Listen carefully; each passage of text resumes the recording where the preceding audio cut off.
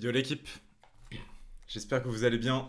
Avant de commencer, lâchez un petit like, lâchez des trucs les mecs. Donnez de la force à la chaîne, ça fait toujours plaisir. Et maintenant que c'est fait, nous allons parler de la Div 2, ici Japon Corp contre Zerance. Donc c'était le premier quart là, qui a été joué il y a quelques jours. Je pense que les games vont être intéressantes. Déjà dans un premier temps, je voulais un peu parler, parce que c'est des équipes que j'ai un peu suivies. Et en gros, l'idée que j'en avais avant le BO, alors qui est que mon avis et qui est pas un avis, j'ai pas étudié les deux équipes, etc. Mais je trouvais que ici Japon, ça sentait que c'était très structuré. Je pense que dans l'école, il y a beaucoup de maturité. Ça se sent que qui jouent en équipe. En tout cas, vraiment, ils ont des plans de jeu vraiment très intéressants. Ça joue vraiment bien ensemble, etc. Mécaniquement solide. De toute façon, bon, Zerance pour moi dans ma tête, ça va faire des plays un peu partout. Ça va essayer de bouger les adversaires sur la carte. Mais en mid-late game, des games que j'avais vu d'eux, pour moi c'est un peu tout ou rien quoi. C'est macro mid-late game. C'était vraiment très faible pour le coup, très faible par rapport au niveau global, hein. Et du coup, que Zerance va se dire les mecs, on n'a pas peur de vous, avec l'ego qu'on leur connaît, ou en tout cas leur assurance, on n'a pas peur de vous, on va jouer des compos teamfights, on va vous match sur la macro, etc. Ou est-ce qu'ils allaient assumer ce côté bon les gars, donnez-nous des champions mécaniques, on va carry, pas de problème. Et du côté de ici Japon, pour moi, le piège vraiment de leur côté, c'était de tomber dans le jeu de Zerance et de rentrer dans du fight permanent, être moins structuré que ce qu'ils avaient pu montrer. En tout cas, pour moi, c'était un peu. C'est comme ça que j'appréhendais un peu le BO. Et du coup, on va rentrer un petit peu dans les détails maintenant qu'on a un petit peu parlé des deux équipes. Alors, encore une fois, ce n'est que mon avis. Un petit coup de job, vous me permettez. Et voilà. Du coup, First Pick Volley. Alors, personnellement, moi, je suis un grand admirateur de volley. Enfin, un grand, grand admirateur. Je suis vraiment extrêmement fan de volley. Je pense que le pick est super fort. Je pense qu'en early game, ça donne vraiment des skirmishes extrêmement fortes. Le pick est polyvalent, tu peux le flex. Ça laisse le duo pardon, Arrivaille, qui est très très strong. Ça n'emmène pas non plus à 100% sur des compos catch, etc. Le duo est dans tous les cas, on connaît, extrêmement fort et peut jouer contre la plupart des picks en face. En fait, réponse Renekton Talia. Alors, je comprends l'idée de prendre Renekton Talia là tout de suite. Maintenant, en fait, il y a quelque chose que j'aime vraiment pas dans ça, c'est que souvent garder des picks AD pour la seconde rota, c'est pas ce qu'il y a de plus impactant dans les drafts. Et en fait, pour moi, ce qui me dérange, c'est que le flex Volley est révélé, même si de manière globale, on sait que Volley va sûrement aller en jungle et qu'ils sont contents, enfin ils sont ok de l'envoyer contre Vi. En fait, le problème, c'est que pour la draft, ça donne énormément d'informations. Genre, en fait, là, on est vraiment sur une composition catch, sur du pointed kick CC, mais avec très peu de range. On sait que, en gros, la seule position où on peut avoir de la réelle engage maintenant, c'est en support. Et du coup, on sait que pour aller menacer le front to back, on n'a pas une front lane de fou. En fait, je trouve que ces deux pics là, du côté de Zerance, ça les commit dans un style de jeu. Et je trouve ça dommage, malgré le fait que ce soit deux champions qui fit extrêmement bien ensemble. Je trouve que ça donne énormément d'infos et que ça reste des champions qui sont facilement one-shotables par Vi et Harry. Et le pic. En fait, je trouve le pic Horn giga smart parce que ça reste trois champions qui ont très peu de mobilité, très peu de range. Horn permet d'avoir le scaling, permet d'avoir du setup, du follow-up sur ces deux champions-là. Et surtout, ça veut dire une chose, ça veut dire les mecs, si on dépasse 25 minutes, la game, en théorie, c'est fini pour vous. Et ça, je trouve que le message est assez fort. Bref, ban Nautilus. Ouais, ils auraient pu réintro Nautilus, c'est vrai. Après, je pense que s'ils réintro Nautilus ici, dans tous les cas, on a un counter et on est content. Il y avait Braum qui était extrêmement fort du côté de Zerance. Donc, laisser Nautilus, pardon, ça aurait pu faire Braum quelque chose et on aurait éventuellement pu contest le front to back et on avait une vraie win condition. Mais pourquoi pas, Nautilus c'est fort, donc pourquoi pas le retirer. Réintro Kalista, j'aime beaucoup. J'aime beaucoup parce que c'est un ADC qui marche très très bien avec Vi Harry. Et surtout en blind, en fait, Kalista, c'est vraiment pas facile de trouver un counter. Encore une fois, je pense que là, ce qui aurait été bien, c'est genre faire Ash Braum ou quelque chose comme ça pour continuer dans la direction du setup, enfin du lock, etc. Maintenant, ils ont décidé de go Tristana. Je pense que c'était du confort aussi par rapport à Vespa dans le match-up. Je pense que en fait, Tristana, fondamentalement, est un bon pick, je trouve, parce que c'est un des rares ADC à pouvoir esquiver le Air Horn et être plutôt safe contre Vayari parce que t'as un jump, t'as un air, t'as beaucoup de mobilité mine de rien avec Tristana. Par contre moi ce qui me pose un peu plus problème c'est ce pic Soraka. En gros pour une raison très simple c'est que on est contre une composition qui va vouloir engage, on le sait, ils ont pick Horn, ils ont le last pick support et pour moi Soraka dans la draft de Zerance, en fait pour moi il n'y a pas assez de réception. Genre quitte à pick Soraka en blind, j'aurais préféré un Braum pour avoir vraiment énormément de réception même si ça fit pas énormément, enfin ça fit pas aussi bien avec Tristana, enfin quoique mieux que Soraka. Mais le problème c'est que pour moi tu piques Soraka, tu veux conteste le front to back. Pour moi tu vas jamais le gagner avec la front lane, genre Renek Volibear c'est pas une front lane de front to back. Et du coup ce qui me pose problème c'est que attendre autant pour pick la bot lane et au final se retrouver avec Tristana Soraka contre Kalista Leona, je trouve ça dur quoi. Et du coup donner toute l'info sur le top side pour jouer dans Vayari, pour se retrouver avec ça, je trouve ça compliqué. Après, alors le pick Leona c'est pour compléter l'idée de lock CC, composition simple à jouer. En fait ce que je préfère dans la draft ici Japon c'est que on a vraiment déjà des picks extrêmement forts dans la méta et surtout la draft est super simple à jouer. Et en vrai pour des joueurs de ce niveau là, je pense que avoir une draft qui est simple à jouer et même on peut parler de LFL etc, avoir une draft qui est simple à jouer, bah c'est la base en fait. Vraiment pour moi c'est essentiel. Je trouve que la draft ici Japon vraiment est extrêmement simple à jouer. Là où en fait pour moi la draft côté de Zerance c'est vraiment arriver à dive, arriver à être en counter gank en bot lane, parce que le 2v2 bot reste très compliqué en early game parce que Kalista, Leona peuvent facilement claquer des flash-in et le 3v3 avec Vi Leona en early contre Volibear Soraka. Bon, voilà quoi, va falloir vraiment bien jouer et après bon Vayari on connaît. Alors Talia Volibear ça répond très très bien mais le problème c'est que ok Talia cancel les jumps d'à peu près tout le monde en face mais ils ont pas de réception pour moi. Genre comment t'arrêtes un ulti Horn, comment t'arrêtes un ulti Vi, comment t'arrêtes un ulti Leona. En fait c'est très facile de passer au travers de la front lane de Zerance et je pense que ça risque de leur coûter assez cher pour le coup. Malgré le fait encore une fois qu'ils aient des win conditions, il n'y a pas de problème. Mais ici Japon, draft one burst contre une compo enfin catch, burst contre une composition qui n'a pas vraiment de front lane. Le plan de jeu Zerance en teamfight c'est vraiment avoir les positions, mettre tout sur quelqu'un et le one shot. Mais en 5v5 frontaux par exemple sur la mid lane ça me paraît compliqué. Donc là pour moi, juste pour finir sur le plan de jeu des deux équipes, je pense que Zerance, intérêt à jouer sur le top side. On veut vraiment mettre Renek Volitalia devant. Sur le top side, ils peuvent vraiment contest pour moi l'early game. Au bot, il faut vraiment counter, donner les infos sur Vi. Et une fois que Vayari sont level 6, il faut cover notre bot lane. Parce que on a pick Tristana, c'est pour qu'elle soit bien dans la game. Et du côté de ici Japon, au top c'est un Horn, donc à la limite, on peut le laisser un peu crever, c'est pas grave.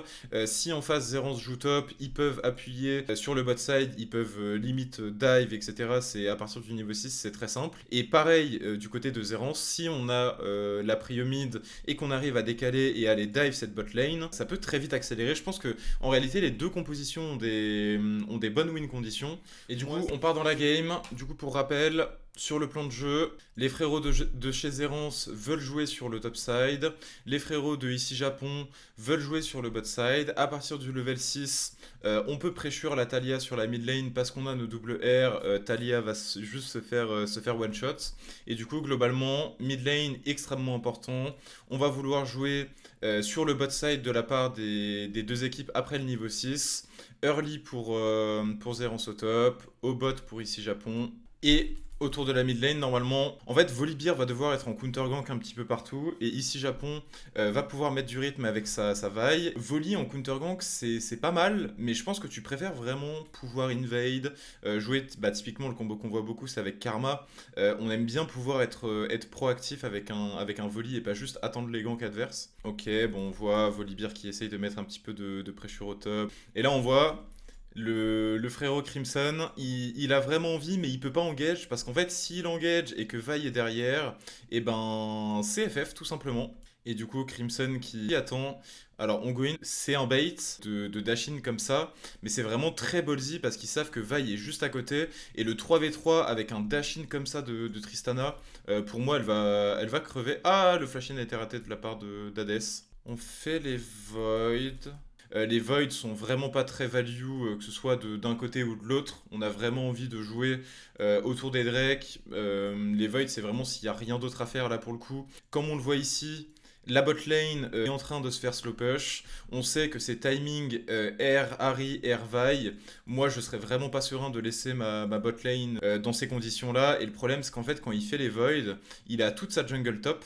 Et du coup, doit la clear. Parce que il peut pas laisser sa jungle rester 2 heures sans la clear, mais le problème c'est que voilà, réaction logique, ça décale sur le bot side, et là en fait, ce qu'il faut bien comprendre c'est que ce move là, du côté de Zerance c'est vraiment catastrophique parce que leur réel carry c'est vraiment Tristana, et du coup ça a énormément d'impact sur la game que Crimson ne soit pas là en counter gank, et du coup ça, punition de l'erreur d'ici Japon, quitte à lâcher des waves, il fallait prendre le reset parce qu'il n'y a pas de Hervai, pas de Harry. Très grosse erreur, on punit bien du côté de Zerance, on identifie bien ça. La TP de Harry mid qui va pas cover sa bot lane, c'est dommage. Boum boum boum, ça joue sur 12. Maintenant, l'erreur de ici Japon, c'est que en fait, au moment où Horn trade, on voit Harry décale, Talia n'a pas de R, ok, mais Vi est beaucoup trop loin. Vi est beaucoup trop loin. Du coup, ça joue en 2v3 du côté d'ici Japon. Et du coup, beaucoup d'avance pour Zerance. Là, pour l'instant, le pari est vraiment réussi. Un peu plus de 2K d'avance. Même 3K, je sais pas compter, frère. Alors que c'est noté, hein, quand même. Ça essaye de. Je suis mort. Bon, ça, c'est ce qu'on avait dit. Il a essayé de. Quelle légende, ce mec. Ah, c'est dommage parce qu'il a mis son auto avant de mettre la bombe, je crois. Bon, bref. C'était vraiment pas bête. Et là, on voit. Ça, c'est le classique, hein, on l'a dit. Là, du point de vue de Zerance, très important cet Herald. Pourquoi? Parce que il va nous permettre d'aller mid, de prendre cette tour et d'accélérer sur les sides. Et deuxième chose, il va nous permettre de reprendre la position pour contest ce Drake. Du coup, cet Herald, il a double value et je pense que c'est une très très bonne chose que Zerance l'ait joué. Ouais. Et là, du coup, on a les positions. On va mettre un Herald. Ils ont un peu overreact. Et là, du coup, ça fight. On voit Soraka se fait one shot, ce qui est excellent. Par contre, là, sur ce timing, on est au corps à corps de Renek Volibear. Tu n'as pas envie d'être au corps à corps de Renek Volibear sur ce timing. Pour moi, ici, Japon, ce qu'il doit faire, c'est engage, air horn, follow-up, Vi, Harry.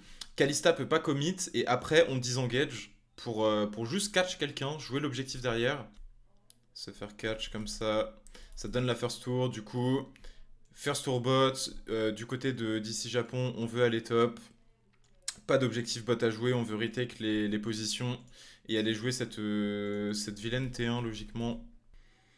Boum boum boum. On a pris la T1 top. Du coup, maintenant, on veut la T1 mid. Comment est-ce qu'on veut jouer la T1 mid? On veut push side, double flank sur la mid lane. Ou alors 4-1, push side, push mid et prendre la position deep dans la jungle adverse pour débloquer cette T1. Ce que fait Zerance, c'est absolument criminel. Ça start le Nash en 4v5, ça veut juste speedrun la game. Et en fait, ils savent qu'ils doivent snowball, et je comprends l'idée, mais start un Nash en 4v5, c'est juste illégal, genre. Genre vraiment, c'est du disrespect de fou. Et là, bonne chance pour aller dans les positions de ici Japon. C'est impossible, ça fait le Drake en duo, et du coup maintenant, il va y avoir un fight sur la mid lane, alors on va mettre un petit peu en ralenti. C'est la Talia qui prend tout, pareil, Renek qui fait un taf de fou. Et là, le problème, encore une fois, c'est que on se retrouve, là on essaye de go out du côté d'ici Japon, ce qui est un bon call, mais là il va y avoir la re-engage de Volibear, et en gros, ce qui est hyper intéressant, c'est que... ah non, il a même pas re-engage au final, c'est que Renekton et Volibear, encore une fois, dans la mêlée, font un taf de fou. Et là on a vu, la Soraka, elle était laissée en vie, et c'est free tout simplement. Ce genre de fight, la Soraka, elle est laissée tranquille, Volibear et Renek sont dans la mêlée, c'est gratos, très bien joué de la part de Zerance. Ah, c'était close en plus derrière. Ah, et là, ça se throw instant. Ça re-throw. Faut pas rester sous cette tour, mes amis. Il y a un Horn en face qui est très énervé. Ouais, ça c'est. Ça, c'est vraiment obvious. C'est dommage parce que à chaque fois, en fait, j'ai l'impression que toutes les games de Zerance se terminent comme ça. Il y a un bon play, ils prennent la confiance, ils se défocus, et c'est la lose instant. J'ai vraiment l'impression que c'est toujours comme ça que ça se finit. Ils avaient la game en main, ils donnent un catch, ils redonnent un catch derrière, ils essayent du coup de défendre leur tour, qui n'est absolument pas possible, et pourtant ils font l'erreur. C'est vraiment dommage. Alors après, c'est très bien joué de la part d'ici Japon parce que ils se sont pas fait démonter, ils ont laissé le Nashor, mais ils ont quand même reconnu la possibilité d'aller prendre les positions dans le bot side adverse. Ça va prendre les positions mid-top. Dès qu'il y a un catch à faire, on peut accélérer. Ok, ça va un peu loin, mais ça passe. Du coup, ça essaye. Et là, on voit, c'est ça qui est super triste, c'est que ça dive au top. Et regardez vraiment les golems de la composition Zerance. On veut vous engage, bah ouais, mais pas nous. C'est juste, c'est trop facile en fait. Zerance ne peut pas avoir l'initiative s'ils n'ont pas les positions. Et du coup, pour avoir les positions et pour jouer autour, il faut être discipliné, il faut prendre les prios ensemble, il faut poser de la vision. Et pour moi, en fait, concrètement, ce que je me dis dans cette game, c'est que le plan de jeu et la draft de Zerance ne fit pas du tout avec leur gameplay. Et il va se passer exactement la même chose. Ça va disrespect, ils vont se faire catch, et ça va être une fin de game. En fait, c'est qu'il y a tellement d'erreurs indives qu'ils peuvent pas jouer en équipe, et du coup, faire une draft où il faut être pixel, prendre les positions, etc., ben, c'est trop dur. On voit, c'est... Ils arrivent sur la wave mid, ils peuvent pas contest. En fait, ils peuvent pas s'avancer. Ils ont pas de front lane pour face check, ils ont pas d'engage. En gros, la draft 0, c'est do or die. C'est tu prends une avance, tu la snowball, c'est parfait. Tu donnes de l'avance, c'est FF tout simplement. Et c'est ce qui se passe dans cette game. Et du coup, par rapport à la draft, c'est ce qu'on a dit. Ça a essayé de jouer top du côté de Zerance. Le problème, c'est qu'on n'avait pas assez d'avance par rapport au Horn qui a juste press R dans les fights et voilà. Ils ont gagné 2 fights parce que ici Japon n'a pas bien identifié comment jouer les fights et comment jouer leur position. Par contre, sur tout le reste de la game, c'est ici Japon à chaque fois qui prend les positions. Du côté de Zerance, ça essaye de défendre des tours qu'ils peuvent pas défendre. Ça start un Nashor qu'ils peuvent pas start. Ils prennent vraiment énormément de mauvaises décisions et ça rejoint un petit peu l'analyse qu'on avait faite sur les deux équipes. En tout cas, j'espère que le format vous plaira. Je pense qu'on va regarder les deux autres games. J'ai bien envie de faire des reviews sur les playoffs de Div 2. Pour l'instant, c'est assez relevant sur le profil des deux équipes. Je trouve que Zerance a quand même fait une game qui est pas mauvaise. Ils ont réussi à imposer du rythme et à provoquer du jeu. Mais juste, enfin, leurs décisions coûtent trop cher en fait. Ils font trop d'erreurs indives et de mauvais calls qui leur coûtent la game tout simplement, qu'ils n'ont pas le droit de faire à un niveau comme ça. Et voilà, du coup, 1-0 ici Japon, affaire à suivre. Et d'ici là, les refs, passez une bonne soirée et portez-vous bien.